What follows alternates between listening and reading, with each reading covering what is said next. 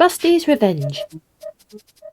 Rusty is a busy little orange diesel who is always ready to help an engine in trouble. He is liked by everyone, so when help was needed at the wharf, Rusty volunteered right away. It was busy at the wharf. Trucks of slate were waiting to be moved from the narrow gauge trucks to the standard gauge ones, and everything was lying in a state of confusion. In the middle of it all was an engine called James.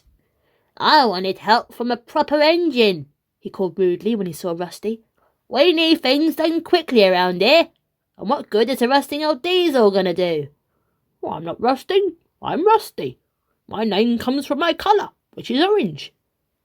James didn't listen and stormed back to work. Rusty set to work shunting the narrow gauge trucks to the transshipment sidings, ready to be loaded into James's trucks. But James wouldn't stop teasing Rusty. "Don't bump them too hard. You might collapse.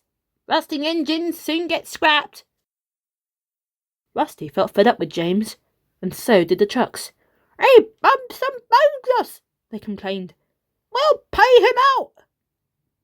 That afternoon, James had to go and collect a large consignment of flour from the windmill.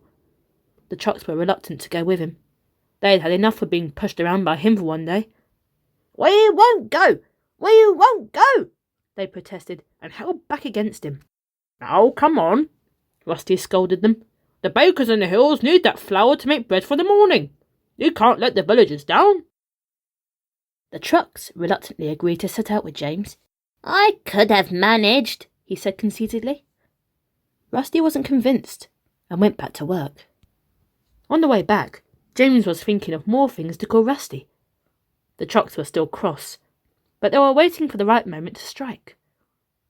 As James approached the wharf, his driver could see the signal was set at danger, and the points into the yard were against him.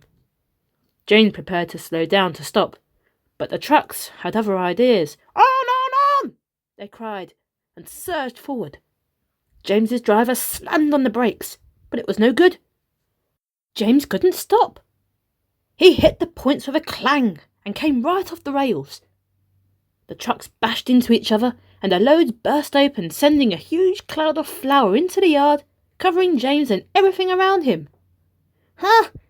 Ah! Achoo!" He sneezed. Rusty heard the commotion and hurried into the yard. "Oh, my goodness!" he exclaimed when he saw the mess. Then he saw James and couldn't help but laugh. Rusty soon sought help and began clearing up the mess. James was lifted back onto the rails, and Percy was sent to shunt him to the works for inspection and repairs. "Bust my boiler!" cried Percy. "It's a ghost train." "It's only James," chuckled Rusty. "I might be rusty, but he's dusty." Everyone laughed, except James, who kept very quiet.